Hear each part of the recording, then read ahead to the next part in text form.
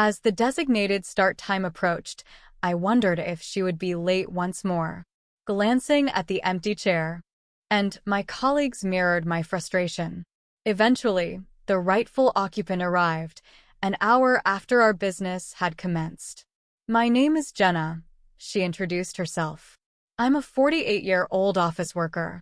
I live with my husband, Robert, and our 2 kids, who are now in high school and middle school, so they're quite independent. This allows me to focus on my job." Robert recently started a business with some friends, and although challenging, he seems happier than before. Jenna continued. "I've been working in accounting at this small to mid-sized company for quite some time. I get along well with the part-time staff, but I'm having issues with a newer employee named Dolly. She's 24, half my age, and the daughter of our managing director." Jenna sighed. "She's clearly here due to nepotism. Initially, I didn't mind. Small companies have these things happen. But Dolly, she's something else." After one of our part-time staff left, leaving me mostly on my own, Dolly was assigned to accounting. I heard she had some qualifications, so I hoped she'd lighten my load. Turns out I was wrong, Jenna admitted, frustration evident in her voice. From our first meeting, things felt off. When I greeted her, she casually replied, "Sure, nice to meet you, Aunt." I was flabbergasted, Jenna recalled. Not only was her attention elsewhere, but she had the audacity to call me Aunt upon our first meeting. The managing director just watched with a smile, seemingly unconcerned. "If my kids behave like that, I tell them they'll be rude. Are things just different nowadays?" Jenna wondered aloud. I've never been fond of the managing director personally. We only converse when necessary. I didn't realize he was so indulgent with his daughter. He probably thinks she can do no wrong. Confronting Dolly would only upset him, so I've held my tongue, Jenna admitted, though inwardly sighing. "I know it's my duty to train her," Jenna continued, so I explained the tasks. But Dolly wouldn't listen. "I can't remember all these things at once," she said dismissively, not even bothering to listen. Jenna recanted with a hint of resignation. I restrained my irritation and asked her about her so-called qualifications. "I thought you had some kind of certification," I asked tentatively. "What is it?" "I thought maybe I could assign her work based on that." "I'm an accounting clerk," came her flat reply. "I went to vocational high school and got the certification," she added almost involuntarily. "I tried and failed multiple times to become an accounting technician." I struggled with my reservations. Is it really okay to have someone like that in accounting? Despite my misgivings, I did my best to train her while juggling my own workload. A month after Dolly joined, her attitude remained unchanged, and she still couldn't perform her job properly. I patiently reiterated the same instructions, but she seemed disinterested. Not even bothering to take notes, other staff members also voiced their frustrations about Dolly's inability to complete assigned tasks. It was particularly irksome that she earned the same salary as me despite my years of service. Another month passed, and Dolly showed little to no improvement. One day, she didn't show up at the start time. Concerned, I called her mobile, but it went unanswered. With the managing director out meeting clients, everyone in the office was anxious. An hour later, Dolly strolled in as if nothing had happened. "Is everything okay?" I asked, trying to mask my frustration. "Looks like it," she replied casually. "I overslept." "What kind of professional does that?" I asked Dolly sternly. "If you're going to be late, you should at least inform the office." "Okay," she replied nonchalantly. From then on, Dolly started arriving late more frequently. Despite supposedly living with her family, she often spent nights out, a fact even the managing director was unaware of. There were instances when she arrived late even when the managing director was present, to which he would merely comment, "Oh, you're late today," leaving everyone else bewildered. The stress of dealing with Dolly continued to mount in various ways until the incident occurred. Is she late again? Even the managing director was unaware that she had spent another night away, allegedly at her lover's place. The start time passed with no sign of her. I called her mobile again, but as expected, there was no answer. At this point, should we just ignore her? My colleague Sarah asked, clearly frustrated. Finally, Dolly arrived more than an hour late. She sat down at her desk without a greeting and began applying makeup as if nothing had happened. Everyone was stunned, but she appeared unconcerned. "Dolly, this really isn't okay." I finally spoke up. She looked at me puzzled. "You come in late with no greeting and start doing your makeup. I've told you before to call if you're going to be late. Remember?" It's like they don't seem to know what's wrong. I muttered to myself, feeling absurd having to lecture a 24-year-old adult like a child. Displaying a childlike attitude, Dolly soaked in my words. "Isn't it common courtesy to apologize when you're late?" I added, exasperated. At that moment, the managing director stormed over to me, his face twisted in anger. "You insolent brat, who do you think you are? You're fired." I almost blurted out, "What?" but managed to hold my tongue. Nervous glances darted around the room. Of course, the president is conveniently absent. I thought to myself, well, the president's not really reliable to begin with. Frustrated with the managing director's actions, my colleague Sarah spoke up. "Wait a minute, Jenna hasn't said anything wrong here," she asserted. Sarah worked in sales and detested injustices. She had a strong sense of right and wrong. "We've been close friends for years, supporting each other at work," she continued. The others in the room nodded in agreement with Sarah's words. But the managing director did not. "You're talking back to me, you're fired too," he barked at Sarah, unable to hold back any longer. I glared at the managing director. "Are you serious about this?" Sarah joined in, glaring at him as well. He declared both of us fired and ordered us to leave immediately. At that moment, the president returned, looking puzzled.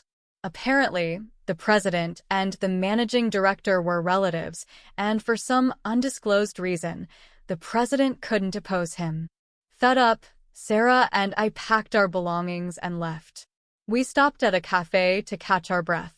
"What's his problem?" Sarah asked, still fuming. I was getting tired of the job, but I didn't think I'd have to quit like this. "I feel bad that you got fired because of me," I admitted. That was my biggest concern. "It's okay," Sarah reassured me. I was tired of working full-time anyway. "Maybe this is a chance to find a part-time job." "What about you, Jenna?" she asked. "I've actually been offered a part-time accounting position at Robert's company," I said. Sarah thought that sounded like a better option. "Both the managing director and Dolly really tick me off," she added, still angry. I agree with her. "I wonder if the company will be all right without us," I mused, reflecting briefly. "Not that it's any of our business now," I said, and finally, Sarah smiled. "Exactly. Even if they beg us to come back, I won't. I feel like suing them for wrongful termination." We decided to take some time to cool off and discuss our next steps.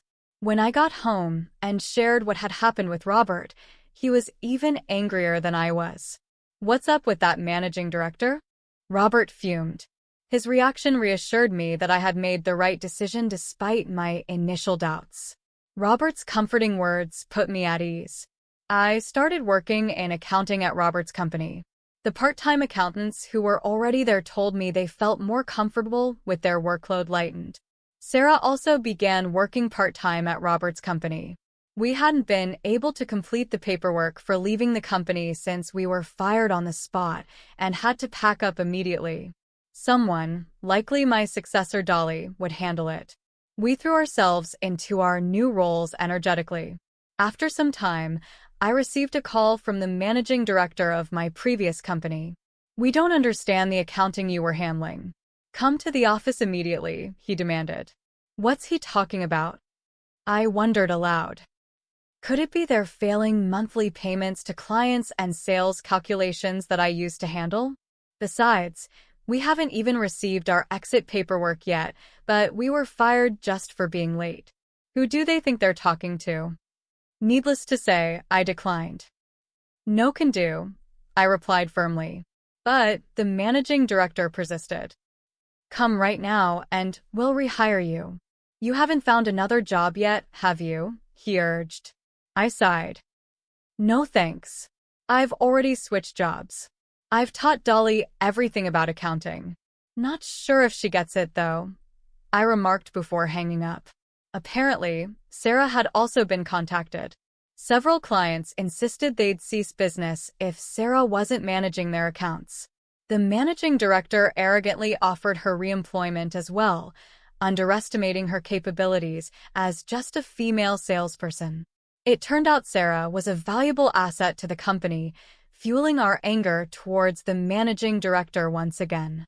Meanwhile, my phone kept ringing incessantly with calls from the previous company, reaching over 100 in just a few days, even when I answered.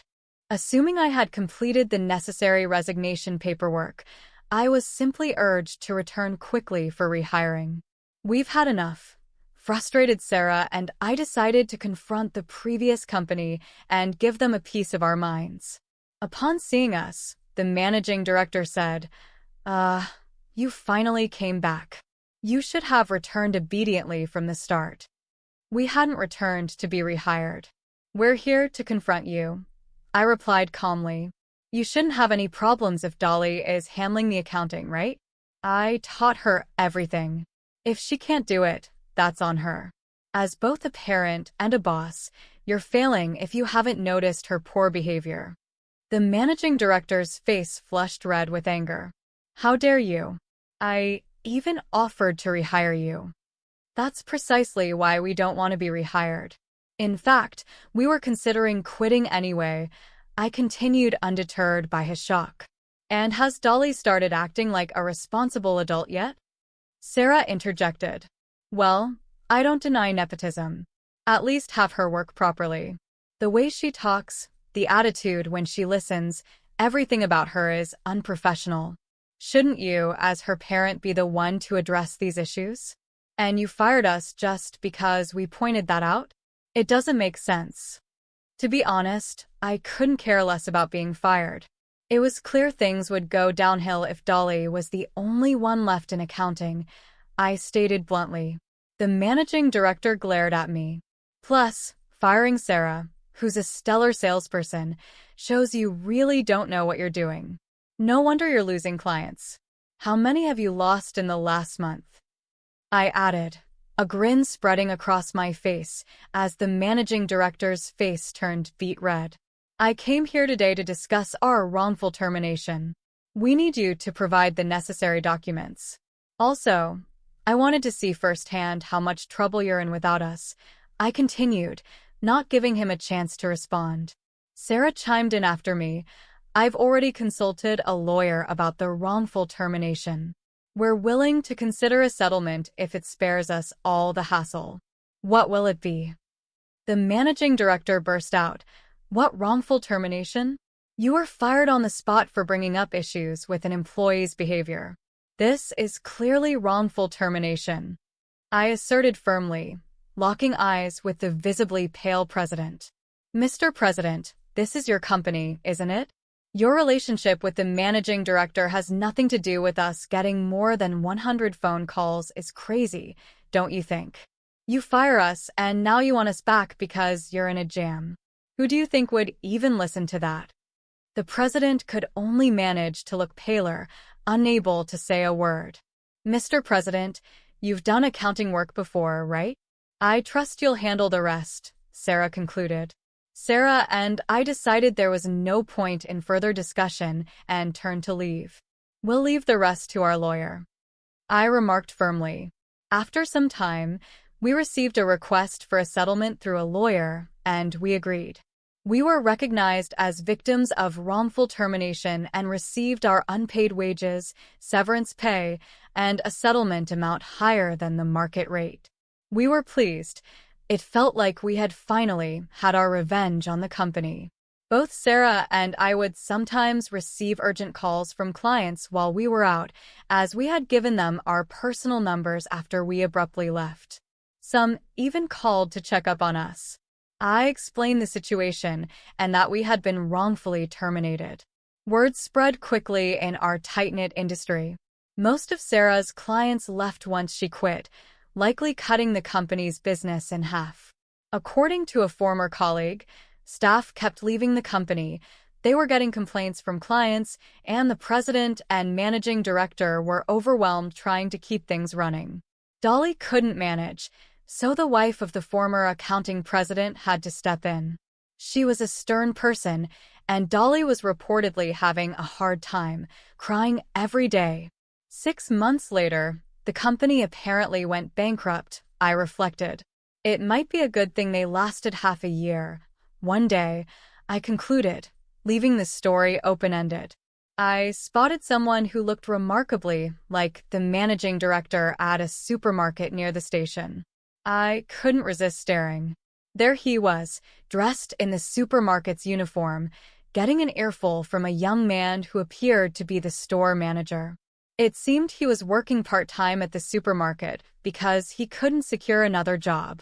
I couldn't help but chuckle at the irony of the once haughty managing director now being scolded by someone younger.